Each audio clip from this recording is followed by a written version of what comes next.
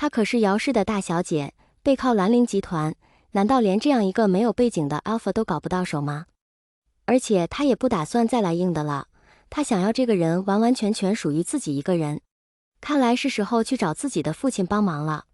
姚小姐顿时换了一副风情万种的面孔，十分有礼地说：“这件事是我们不对，我道歉，实在对不起。”她微微挑了挑眼尾，故意朝蓝湛抛了个媚眼。她长得的确还可以，但蓝湛对她的暗送秋波一点都没去看，只是盯着那个管家，坚持道：“他也要道歉。”那个管家眼中屈辱与杀意一闪而逝。魏无羡笑着牵住蓝湛的手，另一只手在旁边的桌面上慢慢敲打着，嘴里说：“一个 alpha 用自己的信息素去攻击一个 omega， 这是什么后果？姚小姐不会不知道吧？若是我真的跟你们计较，我现在就该打电话报警了，不是吗？”魏无羡弯腰靠近那个管家，轻声说：“你确定你希望见到警察吗？”管家浑身一凛，心里咯噔一下，恶狠狠地瞪向魏无羡。蓝湛见状，立刻一把把他拉回来，替他挡住这个人不善的目光。运用信息素这件事一回生二回熟，那股强势的信息素又一次压了过去。那管家闷哼一声，再不敢放肆。抱歉，我不该用信息素压制你。管家恨恨地开口，今天绝对是他这辈子最为屈辱的时刻，竟然被一个不知名的 alpha 和一个 omega 逼到如此境地。魏无羡满意地拍拍他的肩膀，这才对吗？好了，你们在这也待得够久了，该走了吧。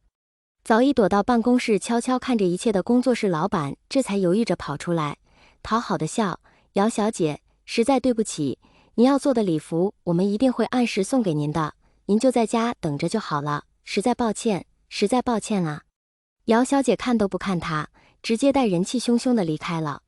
路过蓝湛身边时，还企图用自己鲜红的指甲去碰他的心口处，被魏无羡啪地打开。姚小姐难得不生气，只是用势在必得的眼神来回看着这两个人，觉得自己这一趟来的实在是太值了。魏无羡，还有这一位哥哥，我们还会见面的。闭上你的嘴，带着你的丧家犬给我滚！魏无羡现在对这个姚小姐简直讨厌到了极致。他对女孩子一向有礼温和，但这种女人，魏无羡都想伸手甩她巴掌了。蓝湛忧心地问他：“魏婴，他还会来吗？”“没事的，蓝湛。”魏无羡没有松开他的手，见那些人都走了，才转头对上刘老板：“哟，老刘，我说要给他设计礼服了吗？我只是来看看而已。”刘老板大怒：“你刚刚不是答应做了吗？还让我把资料都发给你，你怎么说话不算话？别忘了你还有3个月的合同在我这，到期前你还是我们工作室的人。”魏无羡无所谓的耸耸肩：“我说过吗？我怎么不记得？哼，刚闹出这么大，你也没出来替你工作室的人说话。这位客户还欺辱了我的朋友，更用信息素压制我，这样的人，我凭什么要替他画图？”你刘老板气得面红耳赤，指着魏无羡半天说不出话来。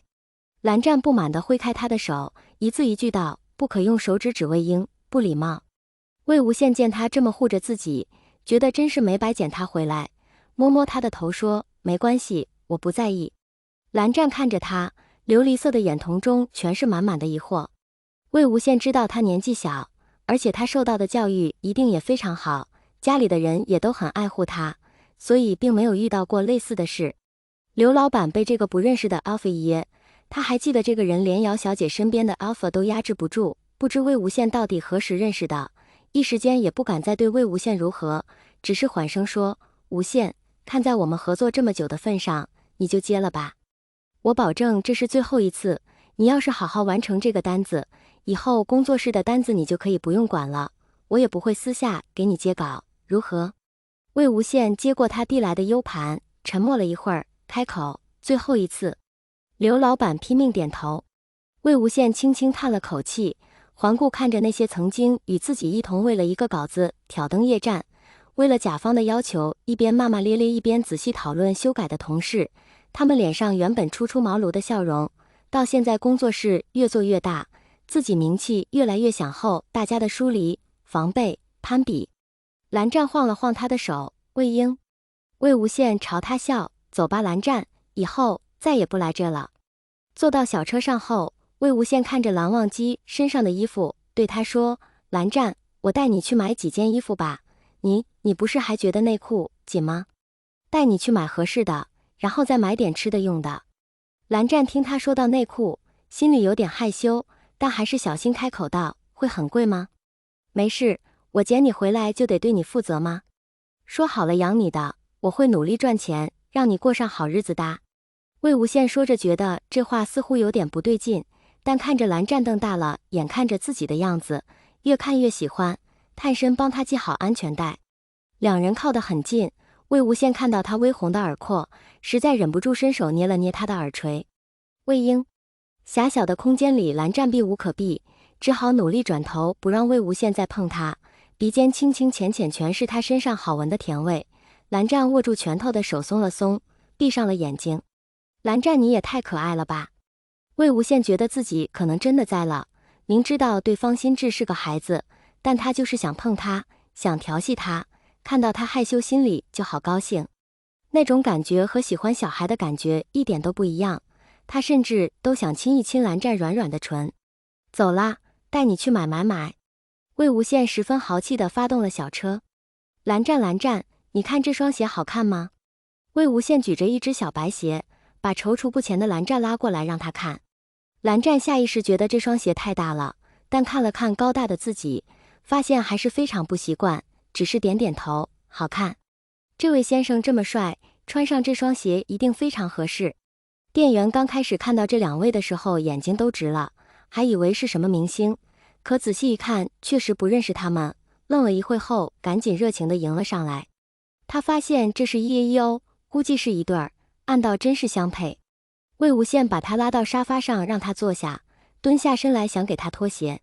别，我自己可以。蓝湛急忙挡住他的手，低头小声说，我会穿。魏无羡眼尖的发现他的耳朵好像有点红，知道他又害羞了，笑眯眯的想去揉揉他，又想起是在外面，只好改为拍拍他的肩膀说，我知道，蓝湛又不是4、5岁的孩子了对吧？蓝湛有点不喜欢他把自己当成小孩的语气，只是沉默地脱掉自己右脚的鞋，去试了试那双小白鞋。魏无羡见他套进去了，就顺势去给他系鞋带。来，你穿好鞋了，鞋带就让我来吧。这双鞋的鞋带有2道呢，这设计其实今年也挺常见的，不过我觉得还是蛮繁复的。我之前也试着画过鞋子的设计图，不过我还是不太喜欢画太复杂的，就设计过几双单鞋而已。蓝湛原本也不想让他动手，可魏无羡压根都不看他，而且他的动作快得很，还絮絮叨叨地说话，便只好任由他来了。他想起以前母亲也曾经这样给他系过鞋带，突然觉得鼻子一酸，心里又暖暖的。魏婴，魏无羡给他系好鞋带，抬头看他，怎么啦？蓝湛摇摇头，没事，谢谢你。这有什么好谢的？来，站起来走2步，看看大小。魏无羡站起来拍拍手，蓝湛点点头，也跟着他站起来，来到镜子前。